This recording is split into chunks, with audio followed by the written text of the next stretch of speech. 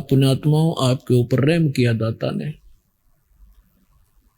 और अब भी नहीं पहचानोगे इस गंदे लोक को, क्योंकि एजुकेशन आपके पास है, इतना समझदार आपको बना दिया है कि आप आसानी से अपना भला और बुरा खूब सोच सकते हैं। और सदग्रंथों में प्रमाण परमात्मा की ये दास आपके रूबरू कर ही रहा है, जो आज तक के ऋषि महर्षि मंडलेश्वरों को ये नहीं प्राप्त हुए। तो सबसे पहले केवल परमात्मा थे, सत्य पुरुष थे, अविनाशी परमात्मा कबीर भगवान थे। उस परमेश्वर का ओरिजिनल नाम जो है कबीर देव है। वेदों में उसे कबीर देव कहते हैं, और हम अपनी मातृभाषा में उसे कबीर कहने लागे। कबीर देव माने साहब परमेश्वर, और कुरान शरीफ के अंदर उसी परमात्मा को अल्लाह कबीर कहते हैं। अल्लाह अकबर, अकबीर ये अपभ्रंश शब्द है, अल्लाह कबीर है। अल्लाह माने परमात्मा, साहब कबीर माने कबीर। ऐसे ही उस परमात्मा ने सबसे पहले ऊपर का अकय लोक रचा, जिसको अनामी लोक भी कहते हैं, और उसके पश्चात परमात्मा ने नीचे के 3 लोक और रचे, और प्रत्येक लोक में परमेश्वर ने अपने ही भिन्न भिन्न रूप बनाए, और प्रत्येक लोक के अंदर एक बहुत बड़ा गुम्बद है, बहुत बड़ा सुंदर एक मंदिर नुमा स्थान है। उसके बीच में परमात्मा ने अपना तख्त बनाया है, सिंहासन बनाया है, उसके ऊपर वो विराजमान है। सिर पे मुकुट है, ऊपर श्वेत छत्र है, और परमात्मा के प्रत्येक लोक में परमात्मा की बॉडी का जो लाइट है, परमात्मा के शरीर का जो शरीर प्रकाश है, उसमें प्रत्येक लोक में अंतर है। सतलोक के अंदर परमात्मा के कबीर परमेश्वर जी सत्यपुरुष के एक रोमकूप में जैसे छिद्र है बालों का, इसके करोड़ सूर्य मिला दे, करोड़ चंद्रमा, इतना नूर है पूरी बॉडी का। यानी एक रोमकूप का इतना है तो पूरी बॉडी का कितना होगा, ये हिसाब लगाएं। और उसके बाद ऊपर अलख लोक है, उसके अंदर परमात्मा के ऐसे सिंहासन पर विराजमान है, और वहां उनके शरीर की जो शोभा है वो एक रोमकूप में अरब सूर्य और इतने चंद्रमा दोनों मिला दे तो भी परमात्मा के एक रोमकूप की जो रोशनी है वो तेज है। उसके बाद अगम लोक है। अगम लोक के अंदर परमात्मा के एक रोमकूप की रोशनी खरब सूर्य के तुल्य है। एक रोमकूप की सारी बॉडी की कितनी होगी आप हिसाब लगाएं। उसके बाद जो अकय लोक में परमात्मा विराजमान है तो उनके एक रोमकूप की जो रोशनी है शंख सूर्य, नील पद्म शंख सूर्य जितने प्रकाश है। सतलोक के अंदर परमात्मा ने सबसे पहले सृष्टि रचना की है। परमेश्वर कबीर जी ने आदरणीय धर्मदास साहिब जी को बताया तो वो ज्ञानदास अपने शब्दों में आपके रूबरू करेगा। सबसे पहले परमात्मा ने एक वचन से 16 द्वीपों की रचना की सत्यलोक में, और फिर परमेश्वर ने अपने वचन से 16 सुत उत्पन्न किए, 16 पुत्र। प्रत्येक को एक एक द्वीप में रहने का आदेश दिया। कुछ समय उपरांत परमात्मा ने अपने उन्हीं 16 उत्पन्न पुत्रों में से, जिनमें से एक अचिंत है, उसका नाम अचिंत है, उससे कहा कि आप सृष्टि रचना करें, और परमात्मा ने उसको शक्ति दे दी, वचन दे दिया, आशीर्वाद दे दी। अचिंत ने अपने वचन से अक्षर पुरुष की उत्पत्ति की, और परमात्मा ने उन्हीं प्रत्येक द्वीप में एक मान सरोवर की रचना की। उस सतलोक के अंदर एक मान सरोवर की रचना भी उन द्वीपों के साथ ही की। और छोटे छोटे सरोवर तो सभी लोकों द्वीपों में बनाए ही जाते हैं। तो अक्षर पुरुष स्नान करने के लिए उस मान सरोवर में चले गए। तो पुण्यात्मा, वहां श्वासों से शरीर नहीं है, तो वहां जाकर के उसने पहले स्नान किया, फिर उस शीतल जल के अंदर आनंद से लेट गए, निंद्रा आ गई। काफी समय तक वो बाहर नहीं आए। अचिंत ने परमेश्वर से कहा कि परमात्मा, अक्षर पुरुष उठ नहीं रहा है और मैं सृष्टि रचने में हेल्पलेस हूं, विवश हूं, जब तक वो सरोवर से बाहर नहीं आएगा। तब परमात्मा ने कहा कि बेटा, मैंने आपको इसलिए ये सृष्टि रचने के लिए कहा था, और मुझे मालूम था कि आप नहीं कर सकते, लेकिन बीच में आपके कर्म बिगड़ जाते, आप सभी अपनी महिमा की भूख में कहीं गड़बड़ ना कर देते। इसलिए समर्थ का काम समर्थ ही कर सकता है, आगे से सावधान रहना पुत्र। यानी इस झटके से उन सभी जितने भी पुत्र थे जब तक उत्पन्न हुए थे, उन सभी को ये एक अच्छा लेसन प्राप्त हुआ। उसके बाद परमात्मा ने क्या किया, उसी सरोवर से थोड़ा सा अमृत लिया, अपने वचन से एक अंडा बना दिया। अंडे में अपने ही बॉडी से, शरीर से, वचन से एक आत्मा उसमें प्रवेश कर दी, और उस अंडे को उस सरोवर में छोड़ दिया। अंडा गड़गड़ करता हुआ जा रहा था, काफी विशाल अंडा बना दिया। एक तो पुण्यात्माओं, भक्ति मार्ग के अंदर, अध्यात्म मार्ग में आप अपने विज्ञान को मत अड़ाना, क्योंकि अध्यात्म मार्ग में कोई इम्पॉसिबल चीज नहीं होती। हमारी बुद्धि उसको ग्रहण नहीं कर पाती, वो हमारी कमजोरी है।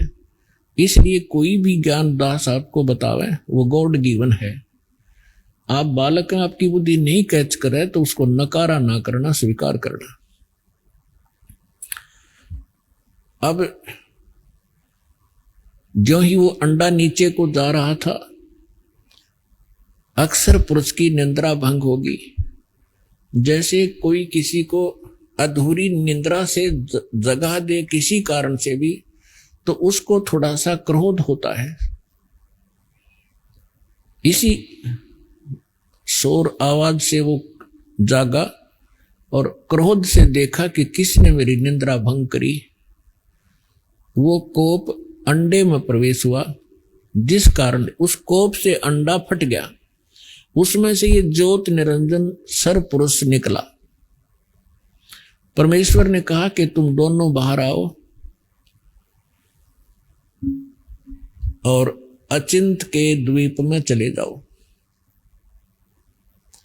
अक्षर पुरुष और सर पुरुष ये दोनों आज्ञा का पालन करके अचिंत के द्वीप में चले गए। उसके बाद परमेश्वर सत्य पुरुष ने, कबीर जी ने अपने वचन से हम सभी आत्माओं की रचना की और हमारे लिए सबके अलग अलग महल बनाए, सुंदर द्वीप बनाए, बहुत लंबे चौड़े, और पूरे सतलोक को सदाबहार वृक्षों से युक्त कर दिया। और वहाँ का जो मटेरियल है, वहाँ के जो पदार्थ हैं, बहुत ही स्वादिष्ट और कभी नाश न होने वाले, कभी समाप्त न होने वाले हैं। फिर क्या हुआ, कुछ दिनों के बाद इस ज्योत निरंजन के अंदर एक खरपतवार पैदा हुआ, खुरापात। इसने क्या विचार किया कि हम 3 जने एक द्वीप में रह रहे हैं और सभी जितने हमारे भाई हैं वो अन्य भिन्न भिन्न द्वीपों में रह रहे हैं। तो उसने क्या अपनी बुद्धि से सोचा, उसने तप शुरू किया।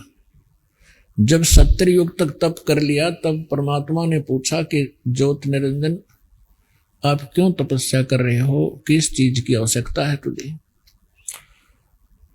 ज्योत निरंजन ने यानी सरपुरुष ने कहा कि प्रभु पिताजी ये द्वीप मेरे लिए थोड़ा स्थान है, मुझे अलग स्थान दीजिए।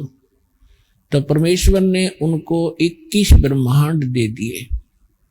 जैसे एक धनी पिता अपने पुत्र को अलग से 21 यानी कुछ प्लाट दे देवे, ऐसे समझो। उन 21 ब्रह्मांड को पाकर के ये बड़ा प्रसन्न हुआ। उन प्लाटों को देख देख कर फूला नहीं समावे। फिर इसके मन में आया कि इसमें कुछ रचना भी करूं। उसके लिए फिर ये भिखारी, इसने फिर से तपस्या की। जब 70 युग दूसरी बार तपस्या कर चुका तब परमेश्वर ने पूछा कि क्या मांगता है अब तू, जो मांग रहा था तुझे दे दिया। तब इसने कहा कि परमात्मा है पिता, कुछ सृष्टि रचने की सामग्री प्रदान करें ताकि मैं कुछ रचना करूं। तब परमेश्वर ने, कबीर भगवान ने इसको 5 तत्व और 3 गुण दे दिए। अगले बेटा तुम खेल खिलौनों से। इसने ये 21 ब्रह्मांड परमात्मा ने सतलोक के एक कोने में बाहर कर दे दिए इसको। जैसे एक अपनी राजधानी दिल्ली है, एक तो मेन बाजार आदि का स्थान है, एक बाह्य दिल्ली जिसमें विलेज क्षेत्र आता, गांव का ग्रामीण क्षेत्र है। ऐसे इसको बाहर की तरफ 21 प्लाट दे दिए। फिर इसने सोचा कि इसमें कुछ जीव हों, कंस्ट्रक्शन भी कर ली और अकेले का मन नहीं लगता, कुछ आत्मा प्राप्त करूं। और पुण्यात्माओं, हम क्यों फंसे यहां, हमने क्या गलती करी। जब ये तपस्या कर रहा था, कभी इस पैर, एक पैर पे खड़ा होता था, कभी दूसरे पे खड़ा होता था। हम इसकी इन अदाओं पर फिदा हो गए और हम परमात्मा को भूलकर जो सर्व सुख हमें दे रहा था इस पर आसक्त हो गए। और पुण्यात्माओं, ये रोग आज भी हमारे अंदर विद्यमान है, जिस रोग से हम मार खा चुके हैं। जैसे एक हीरो या हीरोइन अपनी रोजी रोटी के लिए अटपट करते हैं, वो चटक मटक करते हैं, कलाबाजी करते हैं, और ये भोले बच्चे युवा वर्ग उनका ड्रामा देख के, उनकी एक्टिंग देख करके उन पर आसक्त हो जाते हैं। ये मेरा फेवरेट हीरो है, ये मेरी फेवरेट हीरोइन है। तो यह बुद्धि हमारी वहां से चली थी, बुद्धि भ्रष्ट हुए। अब यहाँ कोई बरवाला में आ जावे कोई अभिनेता, इन जवान बच्चों को देखे उड़ा कितनी भीड़ लग जाएगी। और 1 किलोमीटर खड़े खड़े देखेंगे, देखो खड़ा स्टेज पर वह खड़ी, और लेना एक ना देने दे, धक्के खा का आ जाए। वो अपनी रोजी रोटी के लिए बकवाद करते हैं और ये उनके आसक्त हो गए। तो ये रोग हमारा वहां से लगा था। तो उस समय हम अपने मालिक ने भूल गए, इसकी तरफ देख बहुत आसक्त हो गए। परमेश्वर ने बहुत बार आकाशवाणी की कि बच्चों तुम मस्त रहो, इसकी क्रिया पर ध्यान ना दें। हम ऊपर से तो सावधान हो गए पिता की आकाशवाणी सुनकर, लेकिन अंदर से उसके प्रति हमारी कसक विशेष बनी रही। वो अंतर्यामी है, वो जान गए कि ये प्राणी अब यहां रहने के योग्य नहीं। जो उस ज्योत निरंजन की रेंज में थे और जो उसको देख रहे थे वो सभी आसक्त हो गए। और असंख्यों। तो फिर उस ज्योति निरंजन ने फिर तप शुरू किया। जब 64 युग तक इसने तप कर लिया, तब परमेश्वर ने पूछा कि भाई तूने जो मांगा था वो सारी वस्तु दे दी, अब क्यों हट कर रहा है, अब क्या चाहता है? तब इसने कहा पिताजी मुझे कुछ आत्मा दे दो, अकेले का दिल नहीं लगता।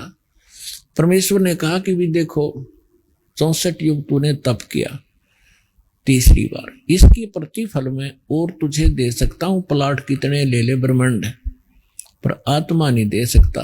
ये मेरा अंश है, मेरी वचन से उत्पन्न हुए हैं, ये मेरी आत्मा है, मेरे शरीर से निकली है। अपन आत्माओं, आप किसी माई बहन से पूछकर देखना। वैसे तो परमात्मा की वाणी में लिखा है कि पिता को पुत्र या पुत्री संतान बहुत प्रिय होती है, बालक, लेकिन मां को उस पिता से भी 100 गुना ज्यादा प्रिय होते हैं बच्चे, ये स्वाभाविक है। तो इसी प्रकार उस परमात्मा के हम बालक हैं, हम उसकी बॉडी से निकले हैं, उनका एक विशेष लगाव है हमारे से, लेकिन हम बच्चे हैं, बच्चे वाली बातें करते रहते हैं। लेकिन किसी भी बच्चे ऊपर आपत्ति आती है तो माता पिता कितने दुखी होते हैं वो वही जान सकते हैं। तो कहने का भाव ये है कि जब उसने 64 युग तप किया तो परमात्मा ने कहा भाई आत्मा तो मैं जो नहीं, और प्लाट ले ले, कितने ब्रह्मांड ले सकता है। फिर परमात्मा ने कहा एक शर्त है, यदि कोई आत्मा स्वयं आपके साथ जाना चाहते हो तो वो जा सकते हैं। तो पुण्यात्मा युगकाल भगवान हमारे पास आया, जितने भी यहाँ चीटी से लेकर हाथी तक, रंग से लेकर राजा तक, ब्रह्मा विष्णु महेश तक और दुर्गा तक, जितने भी ये देव हैं, ये सभी हम इस काल के जाल में वहां ऐसे फंसे।